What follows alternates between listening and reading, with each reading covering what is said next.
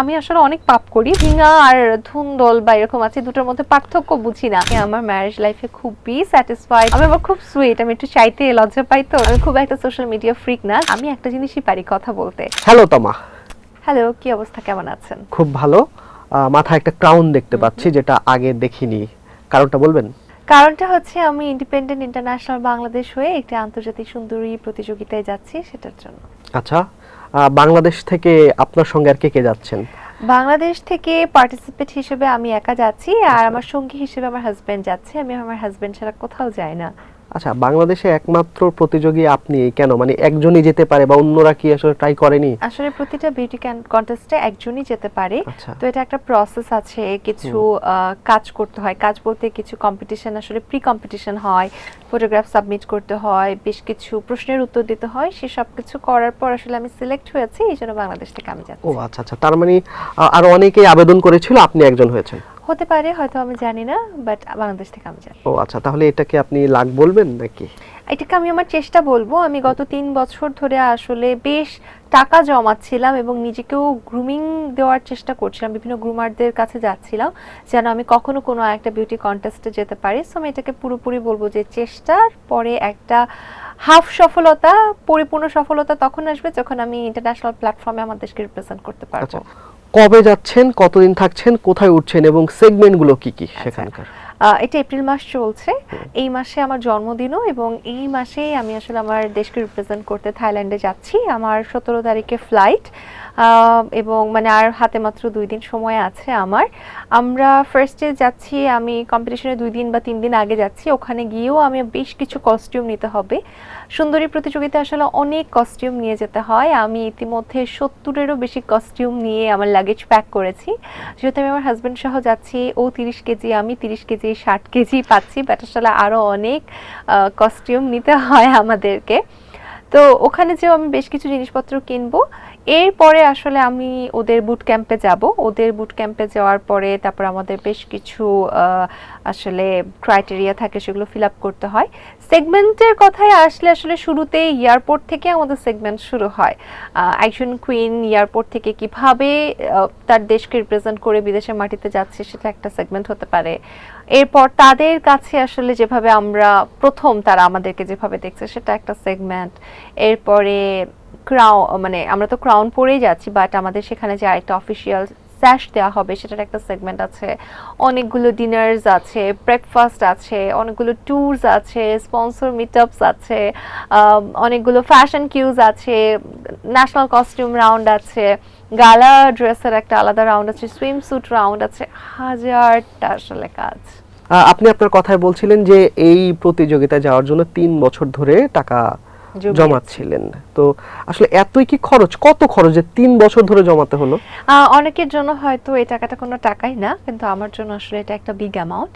সুন্দরী প্রতিযোগিতাগুলোতে আসলে প্রচন্ড খরচ আছে। আপনি যত বড় নাম আপনার নামের সাথে যুক্ত করবেন, তত বেশি খরচ। আমারটা তো খুবই আসলে ছোট প্যাজেন্ট। আরো বিগ বিগ প্যাজেন্ট আছে, যেমন মিস ওয়ার্ল্ড, মিসেস ইউনিভার্স, এগুলো আরো অনেক বেশি এক্সপেন্সিভ। তো আমার নিয়ার বাই 10 লাখ টাকার মতো খরচ হচ্ছে। এর অন্যতম কারণ হচ্ছে আমাদের রেজিস্ট্রেশন ফি পার পারসন $1500। আমি এবং আমার হাজবেন্ড যাচ্ছি, আমরা দুজন যাচ্ছি, সো আমাদের ওখানে একটা রেজিস্ট্রেশন ফি অনেক বড় যাচ্ছে। এর পাশাপাশি আমাদের ফ্লাইট টিকেটস আছে, অনেকগুলো কস্টিউমস আছে, ওখানে আবার অনেক কিছু ডোনেশন পার্ট আছে, ভোটিং পার্ট আছে। আসলে অনেক খরচ, এখানে আসলে টাকার কোনো শেষ নেই। আই উইশ আমি আরো 20-30 লক্ষ টাকা খরচ করতে পারতাম, তাহলে আমি আমার অবস্থান আরো শক্ত করতে পারতাম। আচ্ছা, কিন্তু আমার প্রশ্ন হচ্ছে 3 বছর ধরে আপনি তো বেসিক্যালি অ্যাঙ্কার, উপস্থাপিকা বলা চলে, সেখানে আর কতটাই শো পান আর কত টাকাই পান যে 3 বছর আপনার তো সংসারও আছে, সেখানে আপনার ব্যয় আছে এবং আপনার নিজস্ব চলা এবং হচ্ছে পোশাক কেনা, জামা কাপড় কেনা, এত কিছুর পরে আপনি কিভাবে এই 10 লাখ টাকা 3 বছরে জমালেন? 3 বছরে 10 লাখ টাকা জমানোটা কিন্তু মাসে অনেক পড়ে যাচ্ছে, দেখা যাচ্ছে 20,000-এর মতো আচ্ছা, পড়ে যাচ্ছে। ব্যাপারটা ঠিক এভাবে না। আমি 3 বছর ধরে এটার জন্য আসলে টাকা জমাচ্ছি, কিন্তু এর আগেও আমি কাজ করেছি, সেখানেও কিছু জমানো টাকা ছিল। হয়তো নিয়তটা আমার 3 বছর ধরে হয়েছে।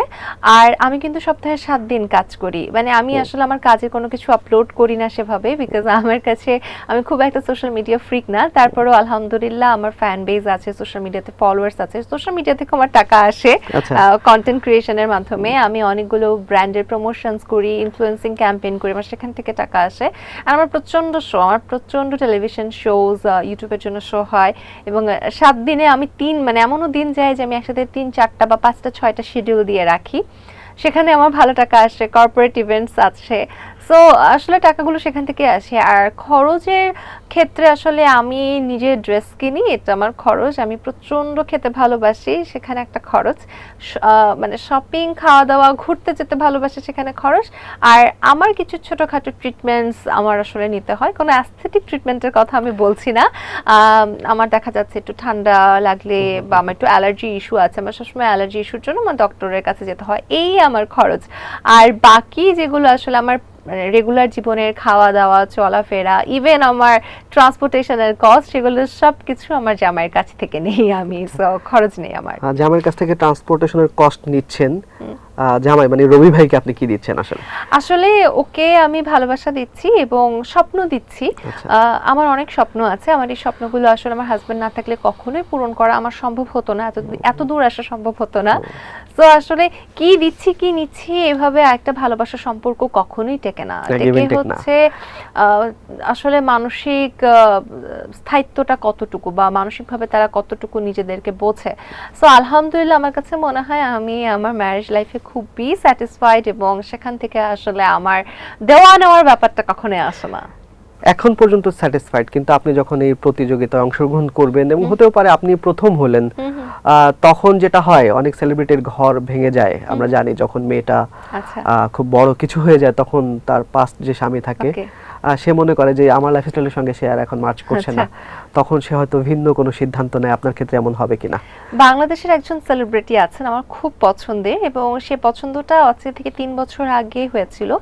আমি তখন মিসেস বাংলাদেশ নামে একটা কম্পিটিশনে ছিলাম বাংলাদেশে, সেখানে উনি এসেছিলেন এবং উনি একটা কথা বলেছিলেন, উনি একটা সুযোগ পেয়েছিলেন ইন্টারন্যাশনাল প্ল্যাটফর্মে দেশকে রিপ্রেজেন্ট করার, এবং একই সাথে সম্ভবত ওনার এইচএসসি পরীক্ষা বা এমন কিছু ছিল, উনি চুজ করেছিলেন পরীক্ষাটা, বিকজ 10 বছর পর সে পরীক্ষাটা তার জীবনে একটা ভালো প্রভাব আনতে পারে। সে কম্পিটিশনটা 1 বছরের জন্য। উনি হচ্ছেন বাংলাদেশের খুবই প্রখ্যাত বিখ্যাত একজন মডেল, একজন উপস্থাপিকা, এবং একই সাথে একজন লয়ার, পিয়া জান্নাতুল আপু। আমি সেখান থেকে ইন্সপায়ার্ড, এবং মানে আমার মনে হয় পিয়া জান্নাতুল আপুর সাকসেসের এমন কোনো চূড়া নাই যেটা উনি অ্যাচিভ করেনি। স্টিল কিন্তু সংসার করছেন, যাকে ভালোবেসেছেন তার সাথেই আছেন, ওনার বেবি আছে। সো আমার কাছে মনে হয় এই যুক্তিটা সঠিক না যে বড় কিছু হয়ে গেলে সংসার ভেঙে যায়, বরঞ্চ আমার কাছে মনে হয় আমি এখন বেশ সুপরিচিত এবং ভালো একটা ক্যারিয়ার বিলংস করি। এখন পর্যন্ত কিন্তু আমার জামাইকে সাথেই আছি, এবং ও না থাকলে কখনো এই ক্যারিয়ারটা হতো না। ইভেন ও আসলে আমার যখন কিচ্ছু ছিল না তখন থেকে আমার সাথে।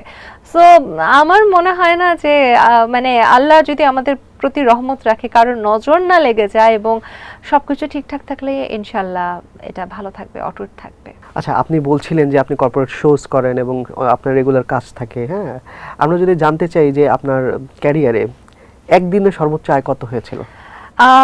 একদিনে আসলে সর্বোচ্চ আয় কত হয়েছিল এটা তো বলা খুবই মুশকিল, কারণ বেশিরভাগ টাকাগুলো আসলে পেন্ডিং থাকে, যে ইনস্ট্যান্ট আসলে টাকা তো ওরকম থাকে না যে পরে দিচ্ছে, অনেক সময় অনেকে টাকা দেয়ও না। আমি আবার খুব সুইট, আমি একটু চাইতে লজ্জা পাই, তো এরকম একটা ব্যাপার হয়ে থাকে। বাট হ্যাঁ, আমি সর্বনিম্ন 500 টাকা দিয়ে আমার ক্যারিয়ার স্টার্ট করেছি। সেটা আসলে উপস্থাপনায় 500 টাকা আমি এটা বলবো না, সেটা ছিল হচ্ছে আমি ঠিক ইউনিভার্সিটি থেকে, মানে ইউনিভার্সিটিতে যখন আমি ভর্তি হলাম, আমি ঢাকা ইউনিভার্সিটি থেকে বিবিএ এমবিএ কমপ্লিট করেছি। তো আমি যখন ইউনিভার্সিটিতে চান্স পাই, তখন ওই যে কোচিং সেন্টারে আমি পড়তাম সেখান থেকে আমাকে নিয়ে যাওয়া হয়েছিল যে অন্যদেরকে একটু মোটিভেশন দিতে। তো তখন আসলে প্রথম আমার হাতে একটা রেমুনারেশন দেওয়া হয় 500 টাকা। আমি বলতে পারি সেটা আমার লাইফের ফার্স্ট আর্নিং। আর এছাড়াও আমি আমার ক্যারিয়ার স্টার্ট করেছি চাইল্ড আর্টিস্ট হিসেবে। এটা হয়তো বাংলাদেশে অনেকেই জানে না। আমি 2001 বা 2 সাল এরকম সময় আমি বাংলাদেশ শিশু একাডেমিতে নাচ করতাম ওয়াসেক স্যারের আন্ডারে, এবং ওই সময় আমি বিজ্ঞাপন করেছি, অনেকগুলো নাচের শো করেছি। ইভেন আমার কাছে তখন সিনেমার অফারও ছিল, বাট আসলে পড়াশোনা এবং বাবা মার ইচ্ছার জন্য করা হয়নি। তো ওটাতে আসলে ছোটবেলায় কি পেতাম না পেতাম জানি না, বাট বড় হয়ে এটা আমার ফার্স্ট ইনকাম বলা যেতে পারে। ঠিক আছে, কিন্তু প্রশ্নটা ছিল একদিনে সর্বোচ্চ আয়। আমি বললাম না যে আসলে এটা আসলে কোনো কাউন্টিং নেই আমার কাছে এই মুহূর্তে। আচ্ছা, এই ধরনের প্রতিযোগিতা আমরা জানি একটা রাউন্ড থাকে সুইমিং এবং কিছু রাউন্ড হয়তো বিকিনি পড়তে হয়, আমরা যেটা আর কি দেশ থেকে জানতে পারি। তো এই ধরনের সেগমেন্ট কি আপনাকে ফেস করতে হবে কিনা? আচ্ছা, প্রত্যেকটা কম্পিটিশনে সুইম স্যুট রাউন্ড আছে। এটা আসলে আমরা অনেকে মনে করি সুইম স্যুট মানে হয়তো সে সুইমিংও করে, এরকম কিছু, ব্যাপারটা এরকম না। সুইম স্যুট রাউন্ডটা পুরোটাই হয় তার ফিজিক্সটাকে বোঝার জন্য। এই ধরনের কম্পিটিশন থেকে তো একটা মানুষ ইন্টারন্যাশনাল প্যাজেন্ট্রিতে যখন যে ইন্টারন্যাশনাল মডেল হওয়ার একটা সুযোগ থাকে, এবং ইন্টারন্যাশনাল মডেলদেরকে আসলে শাড়ি বা কামিজ পরাবে না, তাদেরকে বিভিন্ন আউটফিট পড়তে হবে, তো তার ফিজিক্সটা খুব ইম্পর্ট্যান্ট। এবং আমি জানি আমার ফিজিক্স তেমন ভালো না, বিকজ সেখানে আমার এখন অনেক ফ্যাটস আছে অ্যান্ড অল। আমাদের দেশে ধর্মীয় দৃষ্টিকোণ থেকে আসলে সুইমস্যুট রাউন্ডটাকে দেখা যাচ্ছে যে আমাদের দেশের জনগণরা খুব একটা ভালোভাবে দেখছে না। আমাদের এখানেও আসলে সুইমস্যুট রাউন্ড আছে, 2 পিস অ্যান্ড 1 পিস। 2 পিস হচ্ছে যারা একদম যার ফিজিক্স খুব ভালো, আর হচ্ছে 1 পিস হচ্ছে যার ফিজিক্স একটু বাল্কি। বাট আমি আসলে সেখানে জিম ওয়্যার প্রেফার করি। আমি সেখানে আসলে ফুল একটা প্যান্ট এবং ফুল হাতার একটা টি শার্ট পরছি। এখানে আসলে আপনি চাইলে তাদেরকে রিকোয়েস্ট করলে তারা আপনাকে আপনার সুবিধা অনুযায়ী কাপড় পরার সেই স্বাধীনতাটা দিবে। আহামরি কোনো ক্ষতি হবে না, কিছুটা হয়তো পয়েন্ট কমবে, কিন্তু আমার ধর্মীয় দৃষ্টিকোণ, আমার দেশের মূল্যবোধ থেকে আমি আসলে এটা করতে পারছি না, বা আমি সুইমস্যুট রাউন্ডটাতে আসলে পার্টিসিপেট ওভাবে সুইমস্যুট পরতে পারছি না। আমি কমফোর্টেবল না, অ্যাট দ্য সেম টাইম আসলে আমার সারাউন্ডিংস সেটাকে লাইক করবে না। But at the same time আমি মিথিলা আপুকে অনেক অ্যাপ্রিসিয়েট করেছি, বিকজ ওনার ফিজিক্সটা সে পরিমাণ ভালো ইন্টারন্যাশনাল মডেলদের মতো, এবং একজন বাংলাদেশি হয়ে উনি বিদেশিদের মতো নিজেকে রিপ্রেজেন্ট করেছে, এটা আমার কাছে খুব প্রাউডের। আলিশা নামে একটা মেয়ে আছে, মিস কসমোতে গিয়েছিল, তাকেও সুইম রাউন্ডে অসম্ভব সুন্দর লেগেছিল। সো এটা আসলে ব্যক্তিগত স্বাধীনতা এবং একসাথে আসলে যে যেমন ভাবে নিজেকে ক্যারি করতে পারে। তার মানে হচ্ছে ছোট পোশাক যেটাকে আমরা বলি, সেটা এড়ানোর অপশন আছে, চাইলে এড়ানো যায়। চাইলে এড়ানো যায়, কিছুটা পয়েন্ট কম আসে। আপনি চাইলে ওই সুইম স্যুটে পার্টিসিপেট নাও করতে পারেন, সেখানে আপনার বেশ ভালো একটা পয়েন্ট নাই হয়ে যাবে। আচ্ছা আচ্ছা, এটা কি সব ক্ষেত্রেই, মানে সব প্রতিযোগিতায়? হ্যাঁ, সব প্রতিযোগিতায় কম বেশি এমন। ও, তার মানে হচ্ছে যারা এই বিকিনিগুলো পরেন অথবা সুইমিং স্যুটগুলো পরেন, তারা ইচ্ছে করেই পরেন পয়েন্টের জন্য? ব্যাপারটা আসলে ইচ্ছে করেই পড়েন, ব্যাপারটা হচ্ছে ওটা তো রুলস। আপনি এই রুলসটাকে ফলো নাই করতে পারেন। দেখুন, আজকে আমি আর আপনি ইন্টারভিউতে বসেছি, আপনি চাইলে এখানে ব্লেজার পরতে পারতেন, আবার আপনি চাইলে একটা একদম শার্ট পরতে পারতেন, আপনি চাইলে খালি গায়েও বসতে পারতেন, কেউ কিছু বলতো না। বাট ব্যাপারটা হচ্ছে আপনি কেন একটা সুন্দর আউটফিট পরেছেন, যেন দেখতে ভালো লাগে, মানুষজন অ্যাপ্রিসিয়েট করে, কিছু পয়েন্টস। আর কম্পিটিশনে তো আসলে পয়েন্টস, কার ভালো লাগলো কার খারাপ লাগলো সেটা না, যত বেশি পয়েন্টস তত বেশি জেতার সুযোগ। আর জেতার সুযোগ মানে ক্রাউনটা আপনি নিজে পড়ছেন, বাট আনছেন দেশের জন্য। এটা আসলে হয়তো অনেকের কাছে মনে হতে পারে যে দেশের জন্য একটা ক্রাউন কি জিনিস, বাট আমরা যারা জানি বুঝি আমাদের কাছে এটা অনেক বড় একটা বিষয়। সো আমি বলবো না কখনোই যে ইচ্ছে করে পয়েন্টসের জন্য, ব্যাপারটা আসলে রুলস। আচ্ছা, ক্রাউনের কথা বললেন, আপনার মাথায় এখন যে ক্রাউনটা আছে এটা কেন বা কিসের?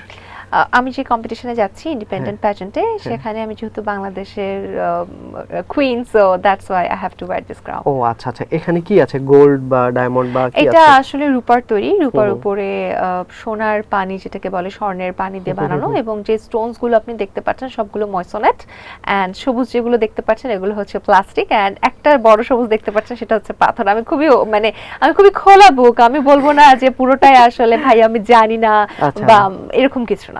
আর গলায় যেটা পরেছেন এটার সঙ্গে ম্যাচ করে, এটাও কি এটার সঙ্গে? না, আমি জাস্ট ম্যাচ করে আপনার সাথে বসেছি। আচ্ছা আচ্ছা, যেটা বলছিলাম যে আমরা জানি না আপনি কি হবেন বা ওখানে কি হতে চলেছে, বাট এমন 50-50 চান্স, মানে আপনিও প্রথম হতে পারেন, আবার আপনি কিছু নাও হতে পারেন, দেখা যাক কি হয়। তো আমরা ধরে নিলাম ভালোটা যে আপনি প্রথম হয়ে ফিরে আসলেন, আমরা এমনটাই আশা করছি। যদি হয় তাহলে তো ভালোই হয়। এটা আপনি অ্যাচিভ করে আপনার লাইফে কি হবে? দেখুন, প্যাজেন্টে একটা অ্যাডভোকেসি থাকে, আমাদের প্যাজেন্টেও অ্যাডভোকেসি আছে, এবং আমার শুরু থেকে একটাই অ্যাডভোকেসি। ব্যাপারটা এরকম না যে এক এক প্যাজেন্টের জন্য এক এক অ্যাডভোকেসি। আমি সবসময় আমাদের দেশের গ্রামের মেয়েদেরকে নিয়ে কাজ করতে চাই, যারা আসলে কথা বলে না, সেটা গ্রাম হতে পারে, শহর হতে পারে। অনেকে আছে যে হয়তো অর্ধশিক্ষিত বা শিক্ষিত না, তারা হয়তো অনেক কিছু নিয়ে তারা কথা বলতে পারে না, বা সেই সুযোগটা তাদের নিয়ে আমি তাদের কথা বলার সেই সুযোগটা করে দিতে চাই। আমি একটা জিনিসই পারি, কথা বলতে। তো আমি চাই তারা যেন তাদের প্রবলেমগুলো নিয়ে কথা বলুক, সেগুলোকে সলভ করার চেষ্টা করুক, তারা স্বাবলম্বী হোক, সেটা আমার অ্যাডভোকেসি। আর আমাদের এই বছরের আসরটা হচ্ছে ডাইভার্সিটি এডিশন, অর্থাৎ আমরা অন্য দেশের কালচারকে এখানে অ্যাপ্রিসিয়েট করছি। সো আমি বিভিন্ন দেশের কালচার শিখতে যাচ্ছি এবং বিভিন্ন দেশের মানুষকে এক্সপ্লোর করতে যাচ্ছি, এক্সপেরিয়েন্স গ্যাদার করতে যাচ্ছি। দ্যাটস ইট, এটাই, আর কি হবে আচ্ছা, এখানে। ফিরে এসে ধরেন যে আপনি উইন করলেন, ফিরে এসে তখন কি করবেন? আর যদি উইন না করেন তাহলে ফিরে এসে কি করবেন? আমি যদি উইনার হয়ে ফিরে আসি, আমি তাহলেও উপস্থাপনা করব। আমি যদি উইনার হয়ে আসি তাহলে উপস্থাপনা করব, না হলেও আমি উপস্থাপনাই করব। আর একটা জিনিস যেটা হচ্ছে, আমি যেটা মেয়েদেরকে নিয়ে কাজ করতে চাই, আমি সেই কাজ করার জন্য সুযোগ আরো খুঁজবো, এবং আমি সেই সুযোগ পেলে অবশ্যই মেয়েদেরকে নিয়ে কাজ করব। আমার ইচ্ছে আমি বাংলাদেশের প্রত্যেকটা গ্রামে যেয়ে ওয়ার্কশপ করতে যেন পারি, এবং তাদের প্রবলেম যেন শুনতে পারি, তাদের তাদের জীবনযাত্রা যেন জানতে পারি, এবং আমি যেন তাদেরকে সে প্রপার ট্রেনিংটা দিতে পারি, যেন তারা নিজেদের জন্য কথা বলতে পারে, কিছু কাজ শিখতে পারে। ফিরে এসে তো আসলে অনেকেই নাটক করে এবং সিনেমা করে, আপনার ক্ষেত্রে কি হবে? আপনার কাছে মনে হচ্ছে কি এখন আমার কাছে নাটক বা সিনেমার অফার নেই? এখন আছে, কিন্তু তখন আসলে ওটা অনেকে অবভিয়াস ধরে নেয় যে আমি একটা কম্পিটিশনে জিতে এসেছি, অতএব আমাকে এখন একটা সিনেমা করতে হবে। আমার কাছে খুব কষ্ট লাগে এই ব্যাপারটা, যে বাংলাদেশের ম্যাক্সিমাম বিউটি কুইনদেরই এরকম একটা ধারণা আছে, বা হয়তো এরকম প্রশ্ন করা হয় যে আপনি কি নাটক বা সিনেমা করবেন কিনা। দেখুন, নাটক বা সিনেমার অফার তো এখনো পাচ্ছি, করতে যে একেবারে ইন্টারেস্টেড না তা না। আমি সবসময় একটা কথা বলে আসছি, যদি আমি কখনো এরকম একটা সিনেমা পাই যেখানে আমি প্রধান, গল্প প্রধান, মেয়ে প্রধান, কোনো নায়ক নেই, কিছু নেই, এবং সেটা একটা সিচুয়েশন বেসড, তাহলে আমি ডেফিনেটলি চেষ্টা করে দেখবো, যদি আমি অভিনয়টা পারি, যদি গল্প ভালো থাকে, ব্যাটে বলে মিলে। আর এছাড়া আমার আসলে ইচ্ছা নেই, আর উপস্থাপনাই করব। আর আসলে আর কি বলতে পারি বলুন, আমার আসলে নাটক বা সিনেমা নিয়ে ভাবনাটা খুবই কম, আমি সেটা পারি না, আমি উপস্থাপনা পারি, আমি সেটাই করতে চাই। আচ্ছা, বাংলাদেশের অনেকেই আছেন যারা সিনেমার কথা শুনলে পরবর্তী প্রশ্ন আসে শাকিব খানের সঙ্গে সিনেমা করতে চান কিনা। তো সেম প্রশ্ন আপনার কাছে। আমি শুরুতেই বলেছি যে আমি এমন একটা গল্পে কাজ করতে চাই সিনেমার ক্ষেত্রে, যেটাতে নায়িকা প্রধান কোনো নায়ক নেই, সেখানে তো আসলে অন্য কোনো হিরো কাস্ট হচ্ছেও না। না, যদি এরকম হলো যে কোনো একটা সিনেমায় শাকিব আছে, ওটার অপোজিটে আপনাকে নায়িকা হিসেবে ভাবা হচ্ছে, আমি তো ফার্স্টে বলেছি সেখানে নায়িকা প্রধান গল্প হতে হবে। এমন হতে পারে যে নায়িকাকে নিয়ে গল্পটা হচ্ছে, নায়িকা পুলিশ বা নায়িকা সাংবাদিক, সেই পুরো গল্পটা লিড দিচ্ছে, তাহলে তো আমার কোনো সমস্যা নেই। কিন্তু এটা যদি হয় নিহাতি একটা বাণিজ্যিক সিনেমা, যেখানে আসলে নায়িকা গার্লফ্রেন্ড হচ্ছে বা বউ হচ্ছে, আমি তাহলে এখন পর্যন্ত ইন্টারেস্টেড না। হয়তো ভবিষ্যতের কথা আমি জানি না, বাট এখন অবধি আমার কোনো ইচ্ছা নেই। আচ্ছা, আমরা তো জানি আপনি দুর্দান্ত একজন গৃহিণী, তো আপনার শ্বশুর বাড়ি থেকে এই পারমিশনটা আছে কিনা, বা তারা কোনো বাধা দিয়েছে কিনা আপনার এই প্রতিযোগিতায়? আমি দুর্দান্ত গৃহিণী না, আমি বাসার কোনো কাজই করি না। তবে হ্যাঁ, আমার শ্বশুর বাড়িতে আসলে এই ধরনের কোনো বাধা নেই, কারণ তারা জানে আমি সঠিক এবং শালীনতার মধ্যে কাজ করব। এমন কোনো কিছু করব না যেটা আমার শ্বশুর বাড়িকে প্রশ্নের সম্মুখীন হতে হবে বা আমার শালীনতাকে প্রশ্নবিদ্ধ করবে। আচ্ছা আচ্ছা, মজার একটা প্রশ্ন আপনাকে করা হয় যে আপনি ঘন ঘন কক্সবাজার যান। আচ্ছা, আমাকে কমেন্টে অনেকে এরকম বলে যে আপু এত ঘন ঘন কক্সবাজারে কেন যাচ্ছেন। আসলে আমার শ্বশুর বাড়ি কক্সবাজারে, আমি যাকে বিয়ে করেছি সে কক্সবাজারের ছেলে। সো আমি প্রচন্ড ফ্যামিলি ওরিয়েন্টেড একজন পার্সন। ঈদের ছুটি পেলেই আমি আমার শ্বশুর বাড়ি যেতে পছন্দ করি, ফ্যামিলির সাথে টাইম স্পেন্ড করতে পছন্দ করি। ইভেন আমি শুটিং থেকে বের হয়ে ডিরেক্ট আমার ফ্যামিলির সাথে আমি থাকা পছন্দ করি। আমি কোনো হ্যাং আউটসে যাই না, কোনো পার্টিতে যাই না, যে ইভেন্টসগুলোতে যাই সেখানে আমার কাছ থেকে দেখে যায়। মানে আমি র্যান্ডম ঘোরাফেরা খুব কম করি ফ্যামিলি ছাড়া। আর আমার জামাইকে ছাড়া তো আমি কোথাও যাই না। সো আমি আমার শ্বশুর বাড়িতে যাই, আমার শ্বশুর বাড়ি কক্সবাজার। আপনার ভালো, আপনার নামের সঙ্গে একটা বিশেষণ যুক্ত হয়ে গেছে, বা ওটা বললে অনেকে চেনে, বা অপবাদও হতে পারে, সেটা হচ্ছে তমা রশিদ। কোন তমা রশিদ? যে কলামুলা। আচ্ছা, হ্যাঁ, এটাকে কিভাবে দেখছেন? দেখুন, আমাদের একটা গেম সেগমেন্ট ছিল যেটা আসলে নতুন না, কলকাতাতেও এই গেম সেগমেন্ট অনেক অনেক অনেক ভাইরাল, এবং বাংলাদেশে অনেক আগে এই ধরনের সেগমেন্ট হয়েছে। মজার ব্যাপার হচ্ছে, আমি যখন গ্রামে যাই বা ঢাকাতেও অনেক বাচ্চা বাচ্চা মেয়েরা এসে বলে, আপু আমার খুব হাসি পায় তোমার গেস্টরা এসে, ওরা সবজি চিনে না, ফল চিনে না, এত বড় সেলিব্রিটি শাক সবজি চেনে না। ইভেন তাদের প্যারেন্টসরা অনেক অ্যাপ্রিসিয়েট করে আমাকে, বাট দেখুন কিছু সংখ্যক মানুষ থাকবে যারা সব কিছুর একটা উল্টাপাল্টা মিনিং করবে, এবং ম্যাক্সিমাম মানুষ আমার অনুষ্ঠানটা দেখেনি। আমার অনুষ্ঠানটা হচ্ছে সেলিব্রিটিদের সামনে শাক সবজি ফল মূল বিভিন্ন জিনিস রাখা হয় এবং তাদের গেস করতে হয়। অনেকে কাঁচামরিচ চিনে না, অনেকে আপেল চিনে না, অনেকে গাজর চিনে না, অনেকে শাক চিনে না। সো ব্যাপারটা অনেক অনেক ইভেন আমি নিজে ওই যে ঝিঙা আর ধুন্দল বা এরকম আছে দুটোর মধ্যে পার্থক্য বুঝি না, আমি সেই শো করে শিখেছি। সো এটা নিহাতে একটা এডুকেশনাল মানে এডুকেশন পারপাসে আমরা ওই সেগমেন্টটা রেখেছিলাম। মানুষের পছন্দ হয়নি, সমালোচনা হয়েছে, আমরা সেগমেন্টটাকে বন্ধ করেছি, দ্যাটস ইট। সব কিছুর আসলে ভালো খারাপ থাকে, কোনোটা ওয়ার্ক করে কোনোটা ওয়ার্ক করে না, ওখান থেকে শিখতে হয়, দ্যাটস ইট।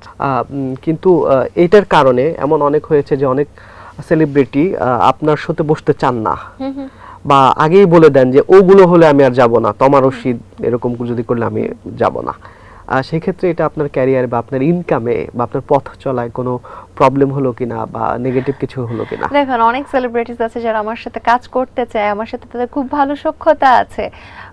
একটা মানুষকে কখনোই সবাই ভালোবাসবে না, সবার মানে এনিমিস থাকবে। আমাকে অনেকে ভালোবাসে, অনেকে অপছন্দ করে, নিঃসন্দেহে আপনাকে অনেকে ভালোবাসে, অনেকে অপছন্দ করে।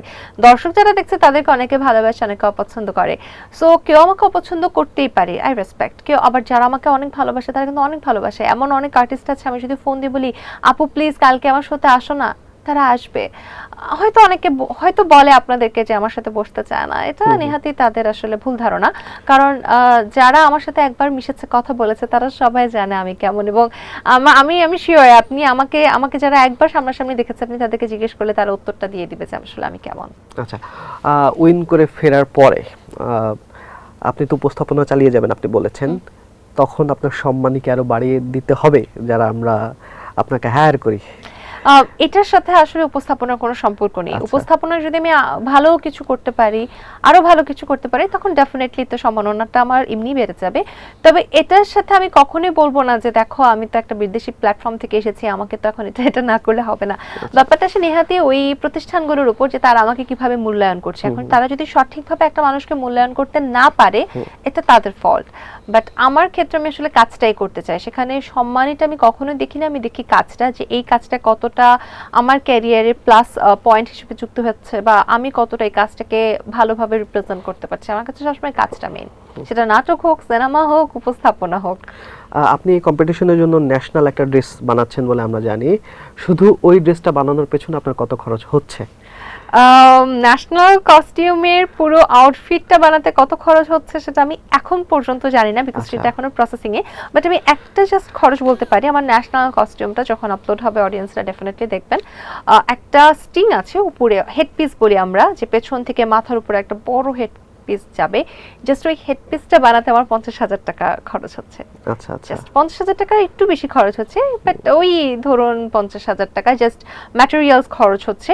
আর আর্টিস্টের ফিটা নাই বললাম, বিকজ আর্টিস্ট মানুষ, বাট জাস্ট ম্যাটেরিয়ালসটা 50,000 টাকার। আচ্ছা, আমরা বাইরে থেকে যেটা শুনি যে এই ধরনের সুন্দরী প্রতিযোগিতায় বা যে কোনো ধরনের প্রতিযোগিতায় কম্প্রোমাইজের মাধ্যমে একটু টপ লেভেলে যাওয়া যায়, যদি এটার বাস্তব ভিত্তি বা কোনো প্রমাণ আমরা এখন পর্যন্ত পাইনি, কিন্তু তারাই আবার ভেতর থেকে অনেক সময় অনেকে কথাগুলো চলে আসে।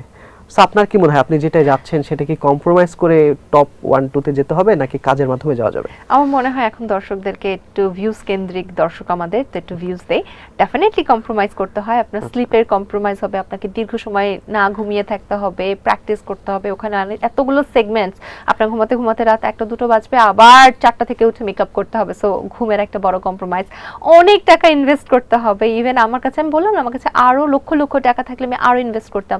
সো অনেক টাকা আপনার হাত থেকে চলে যাবে, সেটা একটা কম্প্রোমাইজ।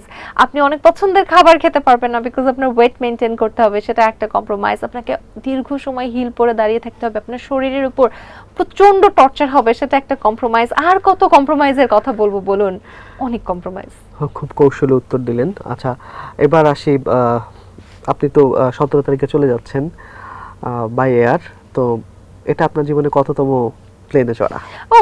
আমি জাস্ট দ্বিতীয়বার প্লেনে চড়বো।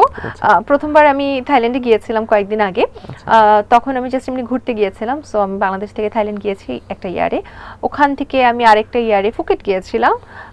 ফুকেট থেকে আবার থাইল্যান্ডে মানে ব্যাংককে ব্যাক করেছি, ব্যাংকক থেকে আবার বাংলাদেশ এসেছি। সো ওই হিসেব করলে হয়তো 1 2 3 4 এবার 5 নম্বর প্লেনে ওঠা হবে। থাইল্যান্ডে গিয়ে আসলে নিষিদ্ধ কি খাবেন? আমি নিষিদ্ধ খাবারের প্রতি একেবারে আসলে অতটা অ্যাট্রাক্ট না। আমার খুব পছন্দের খাবার হচ্ছে রুই মাছ, পাঙাশ মাছ আর ভাত। মুরগি দিলে আসলে অখুশি হই না, খাই। গরু পেলে একটু খানিকটা মানে আজকে গরু মানে মাছ হলে ভালো হতো।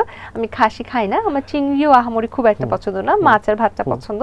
আর থাইল্যান্ডে গেলে আমার আসলে ওখানে এত এত কালারফুল বেভারেজ পাওয়া যায়, আমার অনেক বেশি সেই বেভারেজগুলো খাওয়া হবে, যেমন বিভিন্ন ফ্লেভারড ড্রিঙ্ক যেগুলো আছে আমার হাজবেন্ডের অনেক পছন্দ। বার্গার খাওয়া হবে ম্যাকডোনাল্ডসের বা পিৎজা খাওয়া হবে, এই ধরনের ব্র্যান্ডেড ইয়া। আর যেটা একদম হালাল না, আসলে হালাল না এমন খাবারের প্রতি আমার কোনো ইন্টারেস্ট নেই, বিকজ আমি আসলে অনেক পাপ করি, বাট যে পাপগুলো না করলে না সেগুলো না করার চেষ্টা করি। আর আমার কাছে মনে হয় সব থেকে বড় হচ্ছে সুস্থতা, যেটা করলে আমার বুদ্ধি আড়ষ্ট হয়ে যাবে, যেটা করলে আমি কিছুক্ষণের জন্য নিজেকে চিনতে পারবো না, বা যেটা খেলে আমার সবকিছু অগোছালো মনে হবে, তেমন জিনিসে আমি পা বাড়াতে চাই না। আমি সব সময় নিজেকে সজাগ রাখতে পছন্দ করি। আচ্ছা, ওখানে আপনার কতজন প্রতিযোগী থাকবে? 40 জনের মতো প্রতিযোগী থাকবে। 40 জন। পারবেন? হয়তো নাও পারতে পারি, আবার পারতেও পারি, আসলে বলা যায় না, অনেক সিচুয়েশনের ব্যাপার।